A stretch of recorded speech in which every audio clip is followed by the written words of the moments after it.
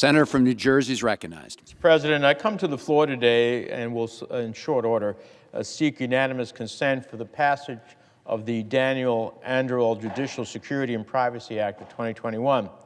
This bill, which was reported out of the Senate Judiciary Committee last December with overwhelming bipartisan support, is named after Daniel Anderl, the 20-year-old son of U.S. District Court Judge Esther Salas. 1 year, 9 months, and 23 days ago, Daniel was brutally murdered by a gunman who targeted Judge Salas for her gender, her ethnicity, and because he could not accept her judgment in a case that she reached in her court. To carry out his horrific hate crime, the gunman used publicly available information, tracking down Judge Salas to her home in New Jersey and murdering Daniel in cold blood when he answered the door. And after that, her husband, Mark, also was shot and seriously wounded. Every single day since July 19th of 2020, Judge Salas and her husband Mark have endured the immense grief of burying their only son. Mr. President, no parent should have to experience such a devastating loss. Yet in the face of so much pain, Judge Salas has channeled it into purpose, embarking on a personal mission to increase the safety and privacy of her fellow judges and their families. Now, Mr. President, I know Judge Salas well.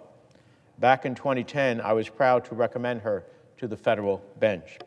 A year later, when the Senate unanimously confirmed her by voice vote, she became the first Latina to serve on the District Court of New Jersey. After the horrific tragedy she suffered, I made a personal commitment to honor Daniel's legacy through action. I told her I would not rest until we enacted greater protections for those who serve on the federal bench to prevent another judge from having to endure the senseless violence Judge Salas experienced. The bipartisan bill I seek unanimous consent for is an effort I am proud to lead with 12 of my colleagues, including Senators Durbin and Grassley, Booker, Graham, and Kennedy. Our bill would prevent potential assailants from using publicly available information to target judges or their families. It's a common sense measure that would authorize the U.S. Marshal Service to monitor online threats and deter future attacks. It's so common sense that it was voted out of the Judiciary Committee with strong bipartisan support. I'm talking about a 21-0 vote in the affirmative. It is so common sense, in fact, that just, I think, 2 days ago, my Republican colleagues led a similar measure to safeguard Supreme Court justices and their families. So if the Senate passed an important bill without hearings, directly to the floor to support and protect Supreme Court justices and their families, I think we should do it as well for federal judges. Nobody made an effort to change that bill. There's simply no explanation or justification to protect Supreme Court justices while delaying legislation to protect federal judges who face the same, if not greater, risks. No judge in America should have to fear for their lives as they work to uphold our Constitution, our democracy, and ensure all people have equal justice under the law. Every day that we delay in passing this critical legislation is a day that we delay necessary protections for the guardians of our Constitution and the rule of law. There are 3 branches of our government. One of the essential ones is the judiciary. They make decisions every day about what is the law of the land and what is the answer to disputes among us as individuals and entities. If that judge is fearful that their decisions at the end of the day will lead to violence against them and their families, how long will their judgment not be affected? And therefore, how long will we as a nation be able to say that the rule of law is truly in place? So I ask my Senate colleagues to join me today in honoring the life and memory of Daniel Anderl. Let us do the right thing and unanimously pass the Judicial Security and Privacy Act of 2021 named after him. So, as if in legislative session, I ask unanimous consent that the Senate proceed to the immediate consideration of Calendar 190, S. 2340, Further, that the committee reported substitute amendment be agreed to, the bill as amended be considered, read a third time, and passed, and that the motions to reconsider be considered, made, and laid upon the table. Is there objection? Mr. President, The senator from Kentucky is recognized. reserving the right to object, I agree that members of the judicial branch need better protection. In fact, I've been appalled that left-wing pro-abortion groups release the addresses of our Supreme Court justices and that there have been people at their houses trying to intimidate them. It's appalling and shouldn't happen. Whoever it was that released the addresses of the Supreme Court justices should be punished. So I think there is bipartisan support in this. I was disappointed, though, that the White House has not condemned the release of the Supreme Court justices. I think that ranting and raving and noise all night is disturbing the peace and isn't actually First Amendment protected speech. But if recent years have taught us anything, it is that members of the legislative branch also need protection. That was clear in 2011 when Congresswoman Gabby Giffords was tragically shot while doing the most important part of her job, meeting with constituents.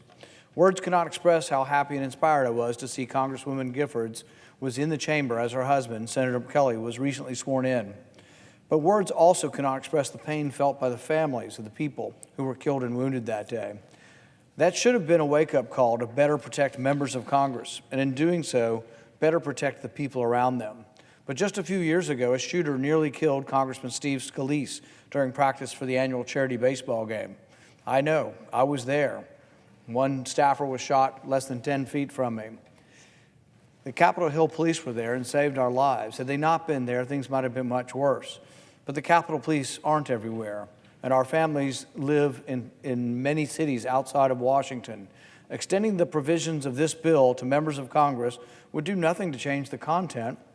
In fact, I believe our legislative changes adds 4 words, and members of Congress.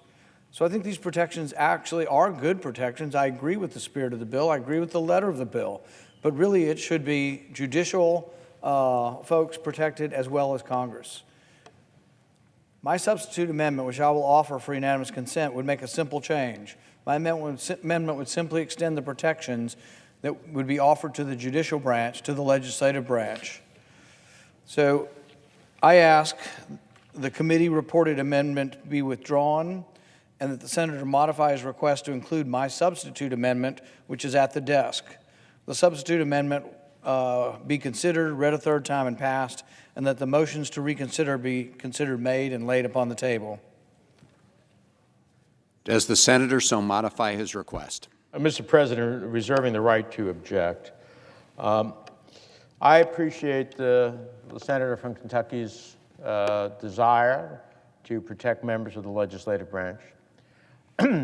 I wish someone would have come to the floor the other night when we had a rush, which I support, to protect Supreme Court justices. That was a moment in which that could have been pursued. That went through lightning speed. That didn't even have a hearing. Didn't go through the process of the Judiciary Committee like this bill has.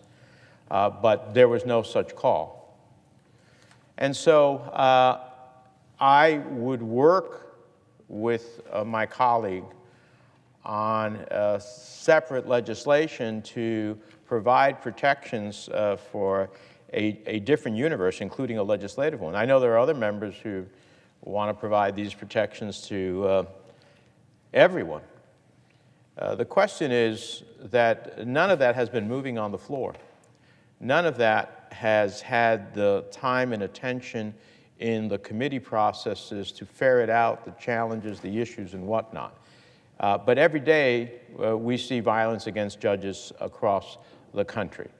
And we have an opportunity to take a moment of tragedy and turn it into something powerful. And I would work with my colleague on his desire.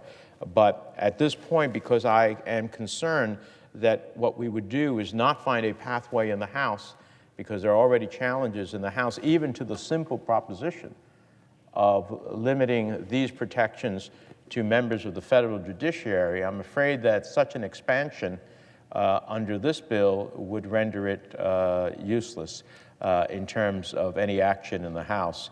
And so I have to object to the proposed amendment, but with a desire to work with my colleague on anything I can to move forward in a different way. The objection is heard. Is there objection to the original request? I object. The objection is heard. Mr. President, just a brief remark. You know, I regret that in the goal to protect ourselves, we can't protect others. Not every law where we seek to provide a protection is ultimately grandly approached. I think that the passage of this bill would send a clear message to our federal judiciary, who are not on the awesome Supreme Court, that they will be protected just the same as any Supreme Court justice, and that they can make their judgments without fear that violence will come their way to them or their family because of the decisions they make in our society. And then building upon that success, we can try to build and create greater protections for others. But this maximalist position is unfortunately one that at the end of the day doesn't provide protection for anyone. And so I'll keep coming back to the floor. We'll keep working to try to make this happen, because this young man who died senselessly and his parents who had to bury their only son, his memory cannot die in vain. With that, I yield the floor.